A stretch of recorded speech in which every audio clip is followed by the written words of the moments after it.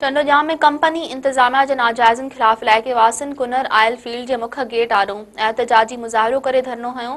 इन हवाले से पेश आहे मेहरान टीवी जे रिपोर्टर इमरान सोहो जी ये रिपोर्ट। असां हिन वक्त मौजूद आहियूं दक्षिण एशिया जी वॾी कुनर आयल फील्ड वटि, जिथे मुख्य गेट आॾो हितां जे मक़ामी रहवासियुनि बुनियादी सहूलियतूं न मिलण खिलाफ़ जेको आहे गेट बंदि करे ऐं हिते एहतजाजी धरणो लॻाए छॾियो आहे।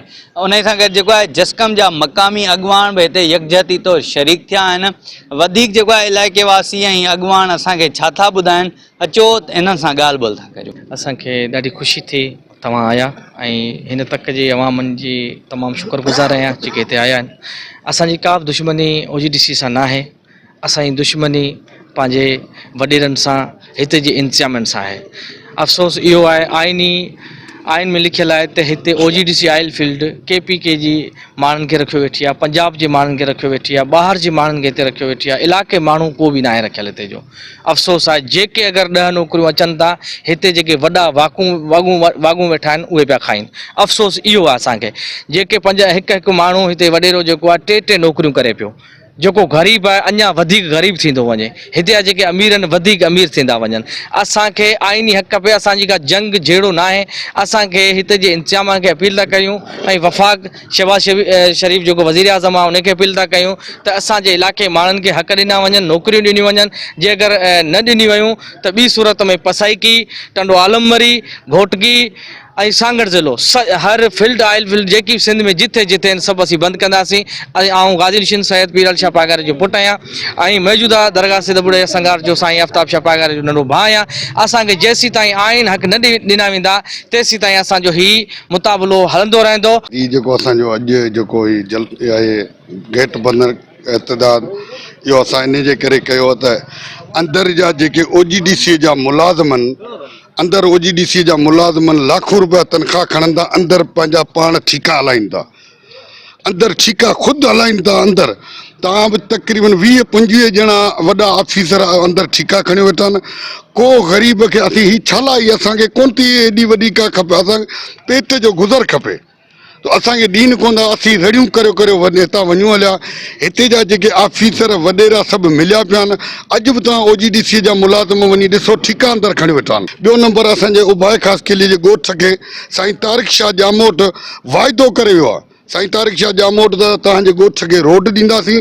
दरगाह असांजी आहे सैद बूढ़ो, उन जी दरगाह जी मिटी रखियल रोड ते ठहियल उहा असांखे उहा हुते पई। असांजा 2 ॻोठ जेके असांखे माना नाकारा करे लत हणी पोइते करे आहिनि। हिते कंहिंखे बि बुनियादी हक़ नथो मिलियो वञे। हिते जेतिरा बि जागीरदार आहिनि या जागीरदारनि जा माण्हू विहारियल आहिनि उन्हनि जे लाइ सभु कुझु आहे, आम माण्हू लाइ कुझु बि न आहे, न मिलियो आहे न मिलंदो। ॿी सूरत में ही आम माण्हू आहिनि, हिननि खे विहारे गेट ते अचनि था, रड़ियूं कनि था, 2-3 मिंटनि खां पोइ अचनि था ऑफिसर वॾेरा फ़ोन कनि था, अदा तुंहिंजो कमु थी वियो।